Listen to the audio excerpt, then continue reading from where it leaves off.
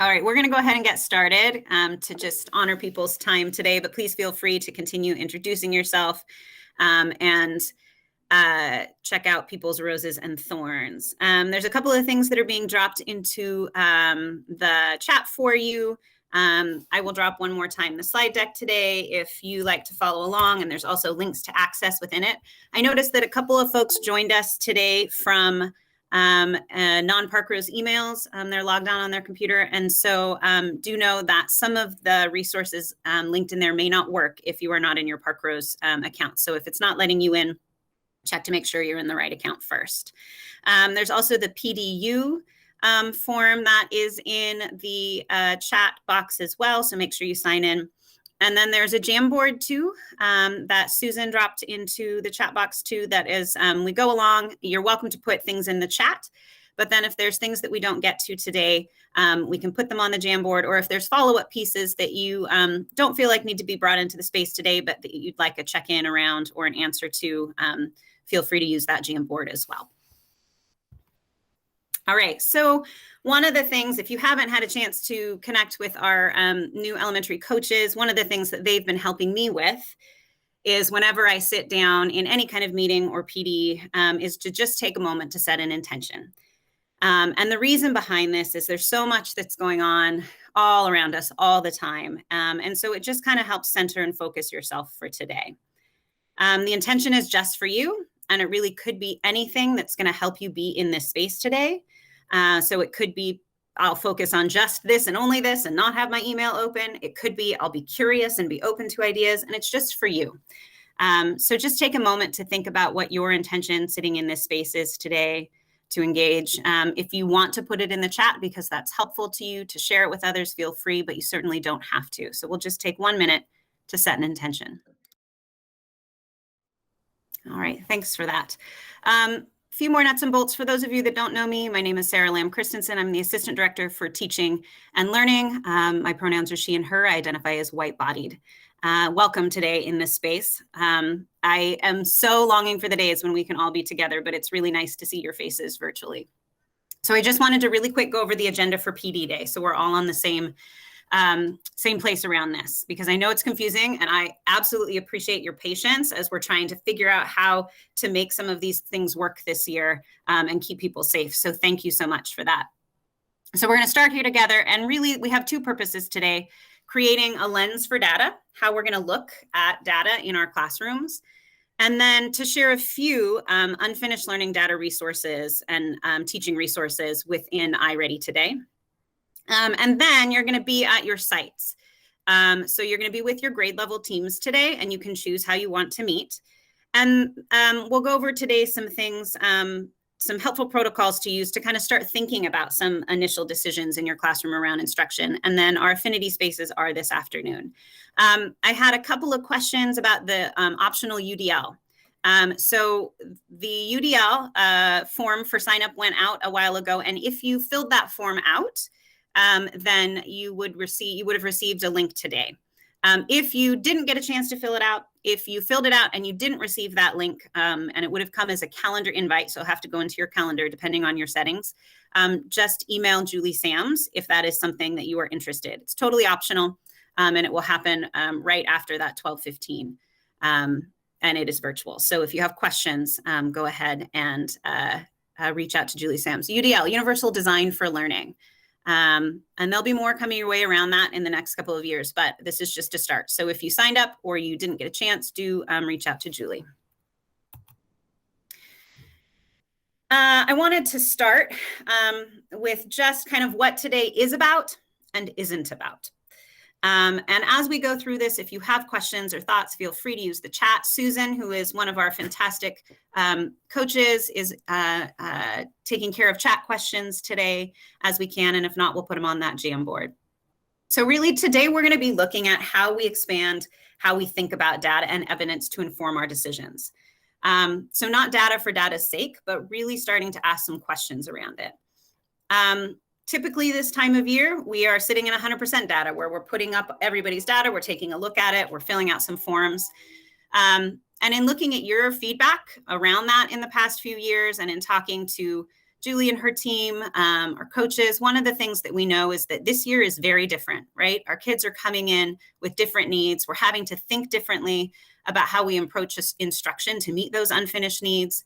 And so today we really are asking you to focus in on just data that's unique to your classroom. And we're going to save that idea about 100% data for later in the year. This is also today about using collective knowledge. So we have so much expertise in this room, and my strengths are not the same as yours. Yours are not the same as your teammates. So really coming together to think about how we can collectively support each other in decision-making and instruction in our classrooms, instead of relying or duplicating just one expert. Definitely, Kelly, thank you. I have a tendency to go fast, so I really appreciate that. We also are going to talk about aligning some of the ways that we approach data. So one of the things that that we know is that we all have unique situations at our schools, and we all have great things that we're doing. And so we really want to start thinking about what are some of the things that we want to do together. But also realize there's not one right way to do anything. So some of the ideas presented today are just food for thought to start us thinking together. And then we are also going to review some of the iReady reports that were new last year and tools. And then they're super helpful to tackle unfinished learning. We're not going to be digging into every iReady resource today, but the coaches and I will be putting together some mini PD opportunities and also some videos around some of these new resources that will be coming your way shortly. So we're going to start with just some food for thought. So data-driven versus data-informed. And use the chat here. If you want to just write it down for yourself, that's fine too. But what does this mean to you? What does it mean to be data-driven versus data-informed? We're just going to take a couple of minutes to think on that. You can think in the chat. You can think on your own, whatever feels best for you. All right, thank you. Continue to put things in the chat if that's helpful for you with processing. So I want to offer just a couple of things to add to this food for thought. And these come from the Carnegie Foundation, which works with improvement science, and the Center for Continuous Improvement. So based on some things from them.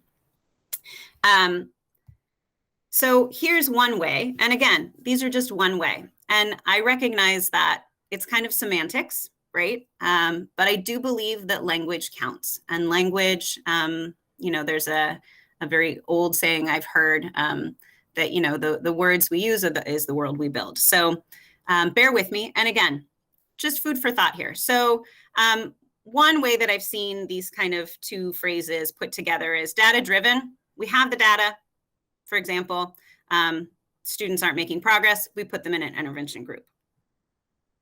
But like many of you talked about in your chat here that I saw, is that, really understanding who your kids are and how to meet their needs, still focusing on outcomes, but really looking at the paths that we use to get there.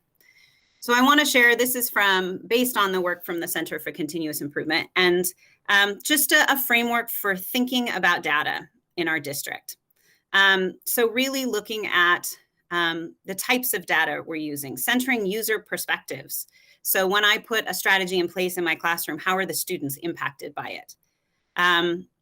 Asks you to question policies and practice as well. So here's the data, but what's there? What isn't getting measured? Who decided who gets measured?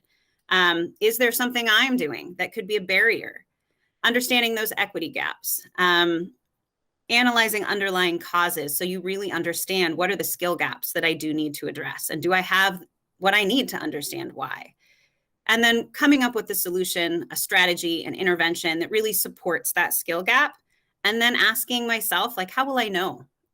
What am I going to do to ensure that that whatever strategy I've put in place is actually meeting what those needs are? So it's just a way of kind of expanding how we think about data. And a lot of us already do this in our classrooms. But really, this is the framework that we're going to be using as we move through PLCs this year to think about how we're using what we see in our classrooms, in iReady, in our observations, to really support student growth. And the piece I like about this, thinking about data informed, is that this saying possibly wrong, definitely incomplete. So as we're looking at the decisions we're making around instruction through our MTSS process, holding that space for, I could be wrong in how I'm interpreting this, and it's definitely incomplete, and I might need to know more before I really understand what's going on. So we're going to go into some breakout rooms quickly. My question for you is just, what data are you currently using to understand your students' needs and inform your instruction and decision making? And what data are you missing? And Julie Sams just put a framework in there around some social justice standards that can help you frame that conversation if it's helpful. But we're just going to spend about 5 minutes or so in breakout groups, just exploring this for a minute and really expanding and thinking, are there pieces that I'm missing that we should be collecting? And it's not data for data's sake. So I don't believe in collecting data just to collect data. So I'm really, with this question, I'm hoping we can think about what's going to help us in our classrooms tackle that unfinished learning that we see. What do we need to collect that's going to help us do that? So Jason, if you can open the breakout rooms, and we'll spend about 5 minutes. As you're coming in the chat, one piece of data or evidence that you're finding really helpful this year in informing your instruction, and one piece of data that you feel like we're not collecting and we should, because it would be beneficial to supporting that unfinished learning. And Susan reposted that Jamboard, so if there are questions that come up, you're welcome to put them there or in the chat. So again, one piece of data or evidence that you're finding really helpful in supporting how you make decisions around instruction this year, and something you feel like we're missing. Thanks for those thoughts.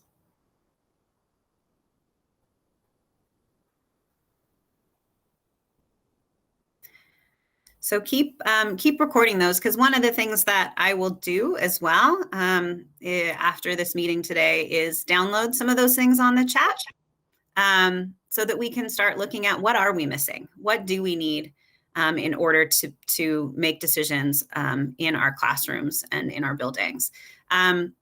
If you are someone like me that always has 5,000 books sitting on my bedside and you would like another one to add to your pile, this is a really great book. It's Culturally Responsive School Leadership. It's Muhammad Khalifa. And it has some great frameworks to kind of start thinking about using evidence. And one of the things I really love about this book is it talks about how you focus community-centered perspectives in decision-making in your building as well. Because I do think that's something that we miss out on, is that community perspective. And that needs to center and focus what we do in our buildings. So great book to add to that stack. We're gonna move on. And we're going to dig in today to just one type of data. And I kind of call it a snapshot data. And these are iReady diagnostics. And I saw someone had posted in the chat, like, they're not all that helpful always. And I don't disagree with that. And so one of the things that I'm hoping that we can look at is these are just starting points. And there are some new things that that are in iReady that can help us dial down a little bit further. That hopefully then do make this also data that we can use in our classroom, but not the only. It's just a starting point. So some of this will be review for us. So bear with me if it is. And some of it may be new if you're newer to iReady. So this is the reports in iReady screen. And this has diagnostic results, the prerequisites, growth, groupings, all kinds of things. But this is where you will find all of those different ways that you can dial down the data that is available in iReady. So we're just going to go over a few pieces here today. So the first, and again, this is probably review for a lot of us, but is the diagnostic results report. And there's a couple different ways that you can look at this report. You can look at it in kind of the old way, which was 3 different levels, that traditional red, yellow, green, or they've also expanded on it this year. And so you have the 5 level that helps you see where folks are in relation to that diagnostic. I also wanted to really quickly just review what some of that early, mid, or late means, because it doesn't necessarily mean what we think it means. So early on grade level means they have an early understanding of grade level concepts. So they're probably not going to pass an assessment on that particular skill, but they're beginning to develop those grade level concepts. Mid on grade level means they actually have a solid understanding of grade level concepts and they would pass an assessment on it. And that late means they have a full understanding of it and they're actually starting to work on some above grade level skills. And so it's a range in iReady when you think about that green area. And that mid on grade level, that really means that, hey, they've got what they need, and they're going to pass an assessment. And so being at mid is completely fine. The other thing that when we met with iReady folks that they wanted us to make sure that we mentioned, and Susan or Emily, feel free to jump in here, but at the beginning of the year, you're going to have more kids in yellow, and that's normal because they're being assessed on grade level standards, and they've just entered that grade level as well. So that's just something to put out there as you're looking at using this five level report. So there's a couple of things in the reading diagnostic that I also just wanted to point out.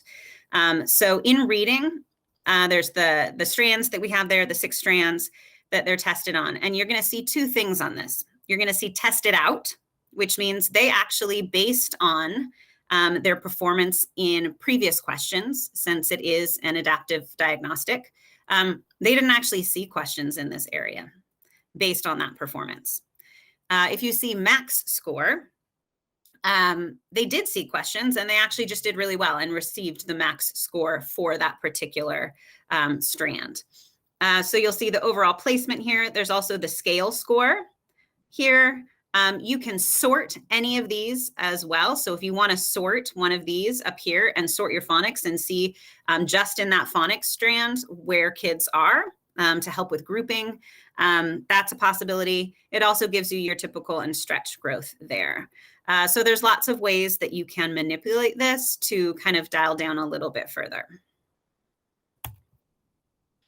Math, it's the same thing. So you're going to have those 4 different strands here as well. And you have the ability to sort here too.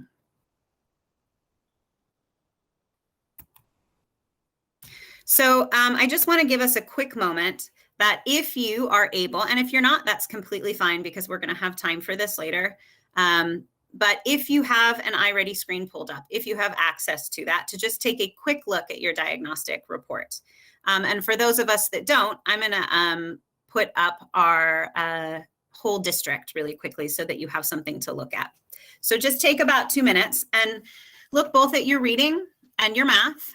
It's just a really quick look, and think about first, what's an area of strength you notice right away?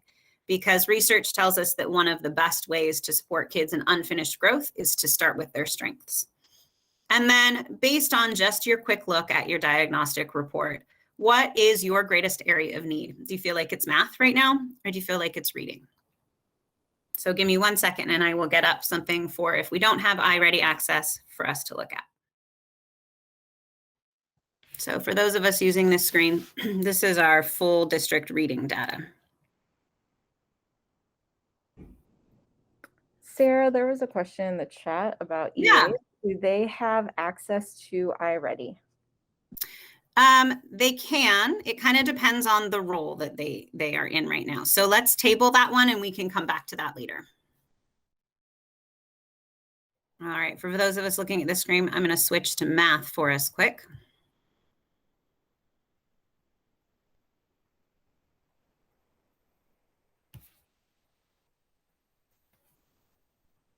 And I see folks putting things in the chat. If that's helpful, go for it. If you prefer just to jot things down for yourself, that's fine too.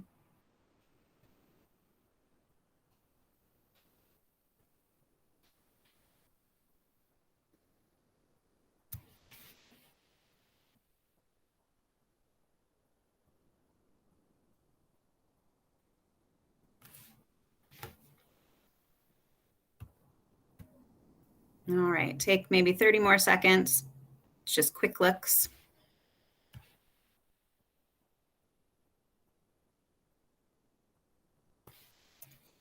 Yeah, Catherine, that's a really good question. So you can look for overall, is there a strand that maybe your class did better in than in other places? So that indicates maybe they've got more skills right there. It could be a pattern that you see with a group that you work with, because every group has some strengths. We're just at different places within that spectrum. Maggie, let's chat about that one. Susan, can you put Maggie's question on the Jamboard for us? Thank you. Okay. So I want to just share, Curriculum Associates last year started adding some new reports. And since we were all in the middle of CDL and hybrid and trying to figure that out, we didn't really have the time to dig into any of them.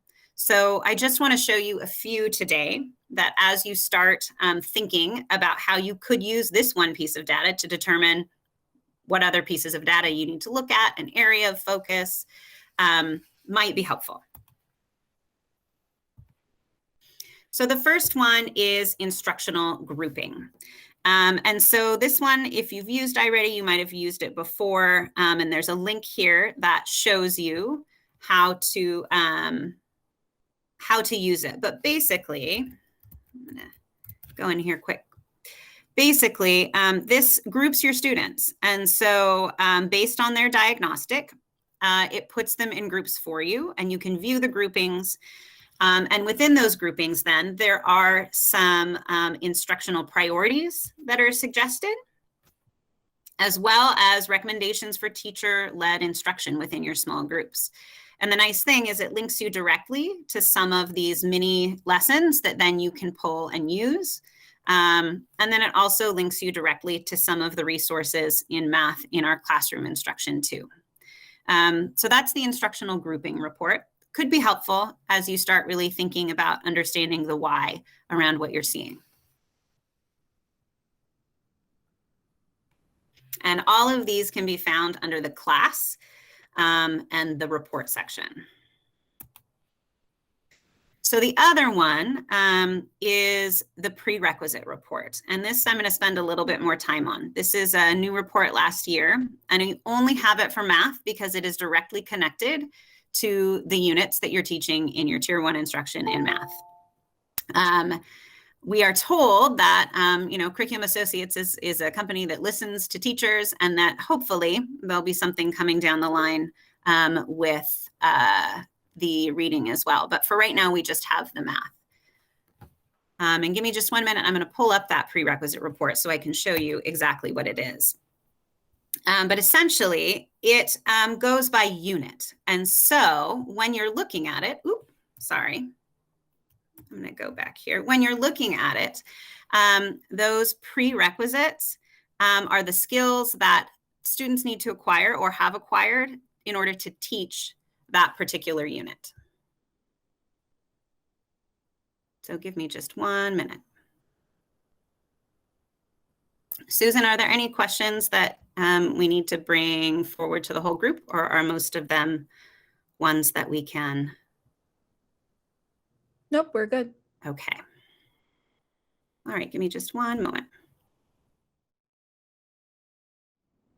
Okay, hopefully you're seeing my screen. There we go. All right, so there's a couple of helpful ways we can use this. The first thing it does is it gives you an overview of everything in that particular unit. And there's one for each of these units. The next thing it does is it actually gives you a unit flow and progression. And so the unit flow and progression is teacher material. So this is for you. They're like 5-minute videos that just give you an overview of the strategies, how they're taught, why they're taught, the important vocabulary for students within this unit. So these are really teacher education videos that are helpful to watch. They're only about 5 minutes each.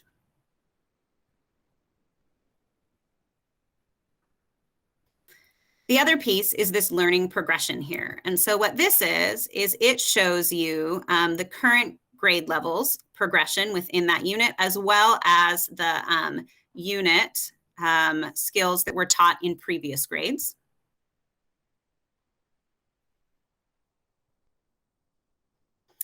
And then if we dial down a little bit further, it also has some different things that are here for your whole group instruction that can be helpful. So there is a unit lesson and support. And what this does is it gives you some information about prerequisite lessons based on that diagnostic to focus on, and then also some on-the-spot teaching tips as well for every single lesson that's in there. And so for lesson in 4 and 5, you'll see there aren't any recommended prerequisite lessons because it's really focusing on the prerequisites that are going to be most helpful in relation to that unit. And then there's also on-the-spot teaching tips for each as well. And then there is also a yearly pacing for prerequisites right here. So this yearly pacing for prerequisites, I recommend if you look into this that you take a minute just to read over how to use it. But what's really helpful is that it actually gives you some suggestions on how to readjust your instruction to tackle some of those prerequisites whole group if you need to, but also make sure that you are staying true to teaching grade level content. So how it does that is it gives you, here's what you're going to need to do in the gray here. These are those prepare lessons, and you'll see it gives you kind of a range of 0 to 2 days to teach these prepare lessons, and then it also adjusts the timing for the other lessons to make room for those. So you can simultaneously provide some of that whole group prerequisite if you need it, or small group, and make sure that you're teaching your grade level standards as well. And here's what this looks like. So we've got these pieces here that adjust it for you, 0 to 2 days. And then you'll see here's the 2 to 4 days. So you've got these prepare lessons here that they're recommending.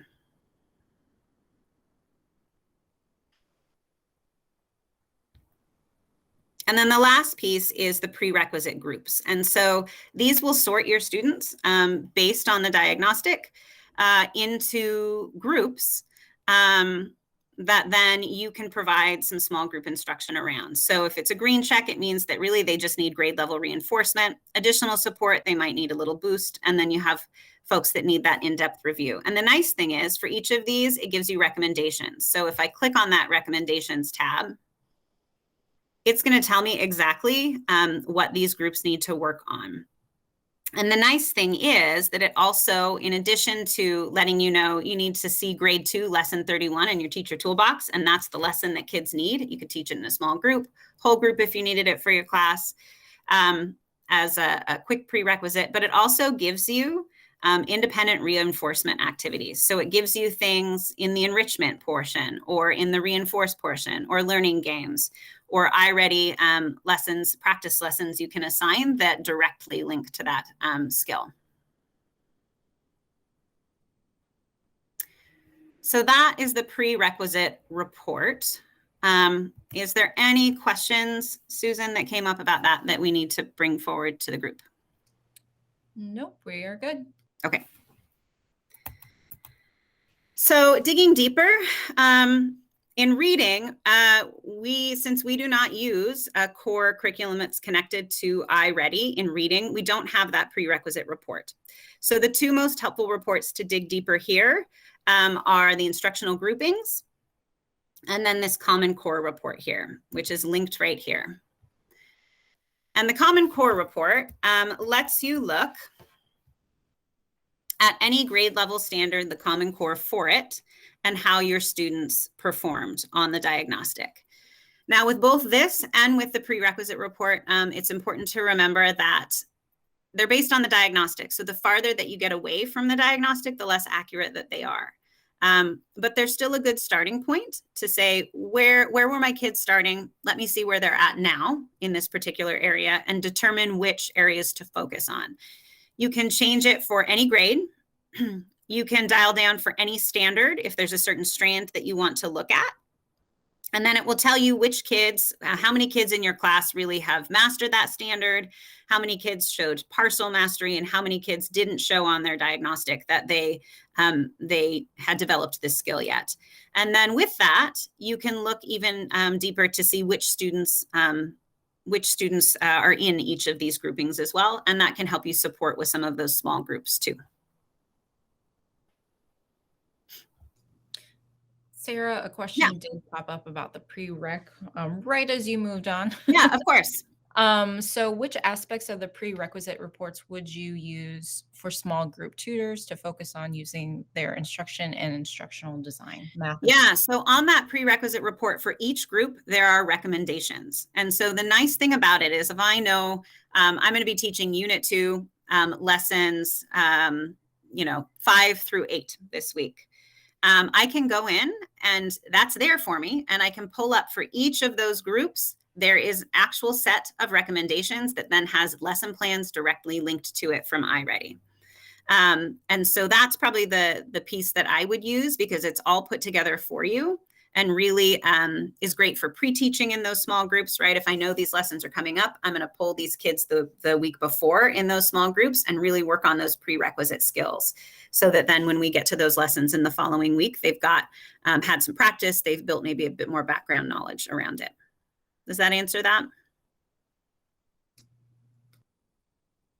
I think so. I'm not sure who posted it, so. Okay. All right. I also wanted to mention just under the teacher toolbox. So there's some great resources here as well. And this is where you will find all of your tools for instruction. And if you give me just a minute, I'm going to pull up my teacher toolbox here. Hang on. And really any of those things that are going to be super helpful as you dig into instruction. Okay. So you can find all of these things under the help button or under assess and teach. You'll see this teacher toolbox here. These are the resources under assess and teach. And yours, iReady dashboard will look a little bit different than mine. But the same resources are all there. So these tools for instruction, these are like your library. So you've got math, you can select any grade level. And you have mini lessons here for each of these in English and Spanish. So if I pull up a mini lesson, it's got a mini lesson that tells me, here's exactly what I need. I'm working on with this. Here's the materials I need. Gives you a couple of different ways to teach things. Also gives you some checks for understandings and then some common errors that kids make and how you might want to support students in developing that knowledge. So those are in the classroom, the iReady toolbox. Other pieces that are helpful in here, you have tools for scaffolding reading. Now these are just 3 through 5. But they have some different, and they're focused on comprehension strategies. But again, these are mini lessons that are tied directly to a standard that you can use for 3 for 5. Susan, one of the things, remind me please, that we need to do is send out those materials from iReady that was shared with us for K2. Yes. So K2 teachers, we will send you some materials that iReady Curriculum Associates shared with us that are not in this toolbox that could be helpful in the same way within reading. Also within here, you'll notice we have a teacher toolbox, and I want to mention this because this will pop up in yours if you haven't noticed already. Typically, we only have math, but we have writing and reading right now too. Because we use iReady for math, Curriculum Associates has given us free access to try out some of their reading and writing tools. And so within here, there is actually student-facing materials, there's lessons around their curriculum that they are just rolling out. It will be fully rolled out in the spring. So this is just extra resources. If you feel like going in and digging around and you find something that's helpful, feel free to use it. And if not, then that's fine too. But that is what that is if you happened to see it pop up. So for example here, and again, this is just 3 through 5. K2 will show up in the spring because they're just developing it. But it has the different units that are taught in their reading, and it also has teacher-led activities, small groups, and that kind of thing. So that's just there because we got access to it. All right, and then you also can preview any of the learning math games that are on there too. There's tools for instruction for Spanish reading as well if you have students that need support in this area, and it's a lesson bank as well.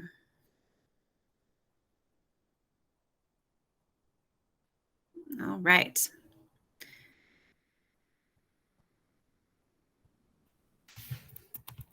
Okay, so I just, in the last couple of minutes, want to lay out what we're hoping that you all can do in the next hour together.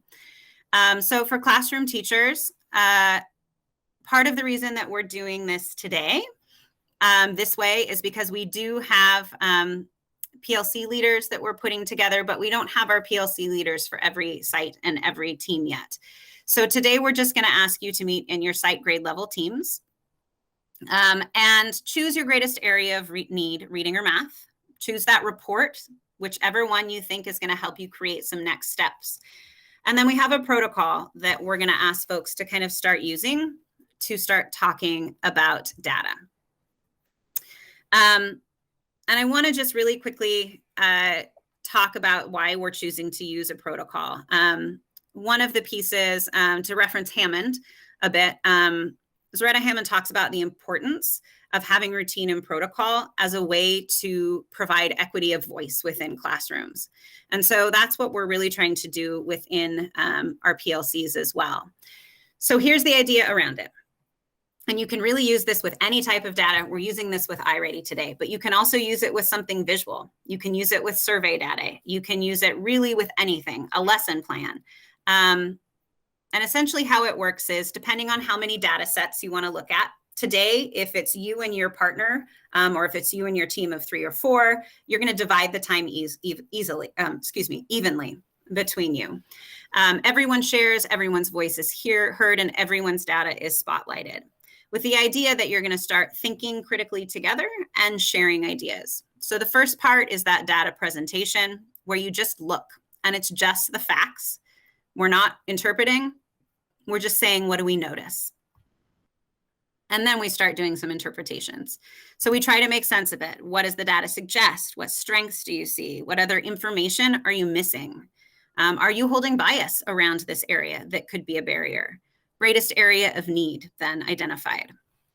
And based on that, the quick look with that greatest area of need, these are some questions then to consider as you think about next steps for instruction. You don't have to answer all of them. It's a lot.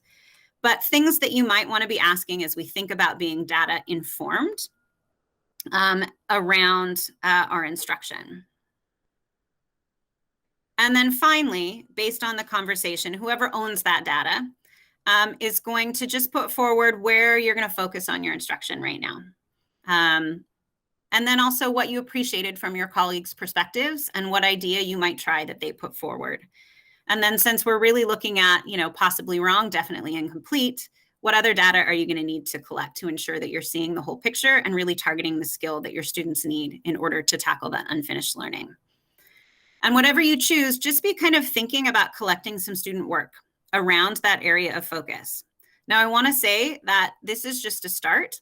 So today is a day that we'll lean into that expect and accept non-closure.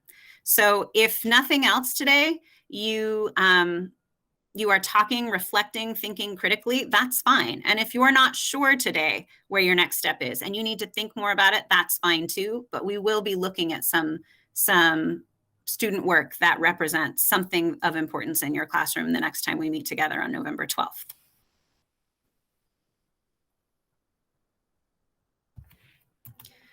If you are a specialist, you're going to be doing something a little bit different. And Julie, please pop in if you'd like to add anything here.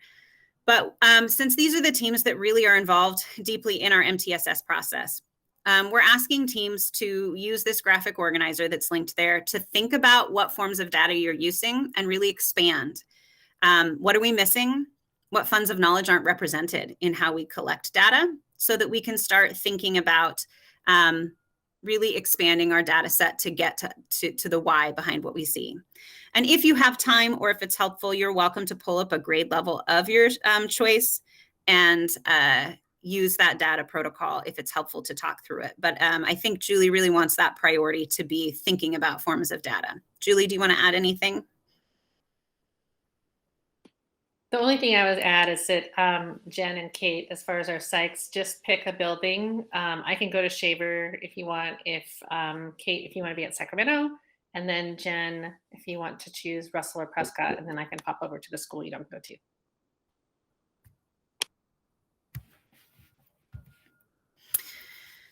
And then we've had lots of questions about PLCs this year. So I just want to be totally transparent.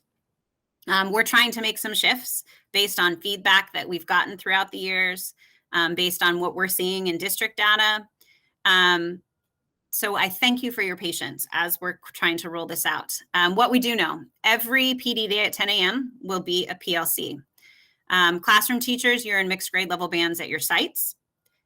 Specialists, you're working cross-building to have that time to build collective funds of knowledge across our buildings. They will be facilitated by PLC leaders.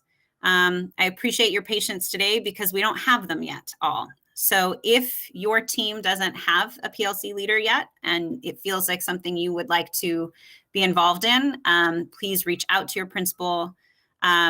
Essentially, it is a paid position, and it involves a little bit of time meeting with the coaches and myself and Michael and Julie and principals to plan around how we want to start shifting practices so that we're really aligned around what professional learning community means in our district, and really focused on collective knowledge and improvement, because it's about the outcomes for students. And we have a lot of knowledge in this room that we can support each other in doing that. So in the last minute we have left, questions about your time today. And then I also would ask that you take just a moment to reflect on your intention that you had at the very beginning, and if you met it. Susan, are there any questions about the remaining time today? One in the chat, when do the leads meet with you? Is it a set time each month? Awesome. Thank you for that. Yes, Amanda, I'm going to be reaching out to the leads we do have this week and setting up that time. So it typically will be the week prior to our PLC. Does that make sense? And Sarah, I missed the first part of the meeting. Are the Jamboard questions going to be answered through an email? Yeah, so Susan and I will take a look at those, and some of them we may answer via email, and depending on what they are, some of them we may answer at our next time together in PLCs on November 12th. Thank you. Yeah, so specialists today, you are at your buildings with your basically MTSS teams. So with special education, ELD, OT, those teams that are really making those decisions about tier 2. You're in your teams today, and there is a graphic organizer that's linked in. And really what Julie's asking folks to do is just think about data. Think about the data you use and what we're missing.